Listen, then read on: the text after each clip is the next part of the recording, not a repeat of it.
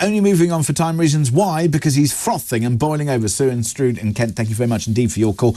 We must turn our attention, however, to Dr. Roger Gewolb. He is CEO of Fair Money. Joins me now. Dr. Roger, I haven't spoken to you for ages. Why? Because I took 2.5 weeks and I went on holiday. It's unbelievable.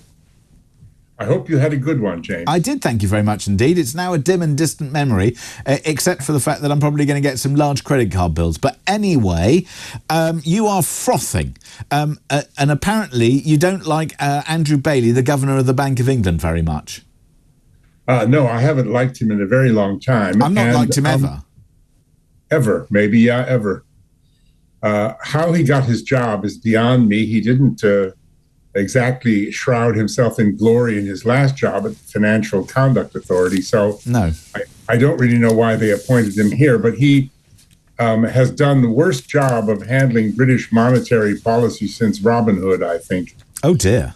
Yeah, I mean, we've had 14 interest rate rises, which have done nothing to curb inflation. The kind of inflation we have is not driven by consumer spending. So making money more expensive for already suffering consumers is just Quick insane. question, though.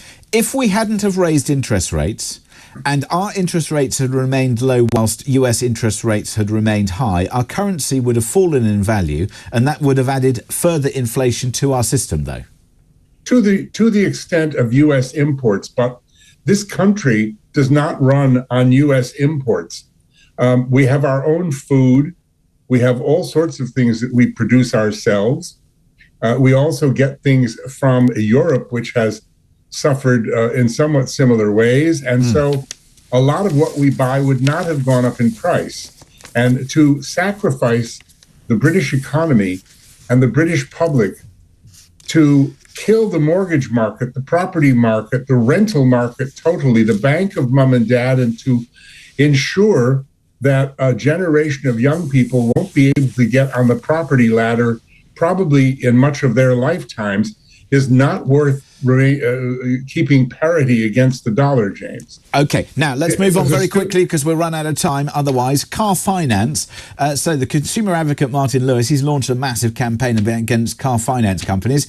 I'm assuming this is the next big financial time bomb. Yeah, I mean, he is saying that this will be the next PPI, payment protection insurance scandal worth, I think he said 10 billion. He's done a really admirable, brilliant job of explaining a very complex subject in a 1-hour television program on another channel. And he's put up a free template and website and form for people to lodge their complaints at how they were possibly treated unfairly by car finance companies, mainly the large banks. And he estimates that some 40% of people who bought their cars on finance were in fact treated unfairly and will get refunds of about £1,100, £1,100. Now, that all sounds great, but I still haven't quite figured it out, James, because I don't know how on earth are they going to get it? Listen, Roger, we're almost out of time. In a sentence, 70% increase in investment. How do we encourage investment in the UK? I'm going to have to ask you for a word. How do we encourage investment? By not raising the amount of money you need to have in order to make it. There we go. We're out of time, Dr. Roger. We've got to raise investment here into the UK. Somehow we'll do it. I don't know how. We might have to speak again to Dr. Roger. Meanwhile, I'll be back tomorrow from 5 for early breakfast. But next.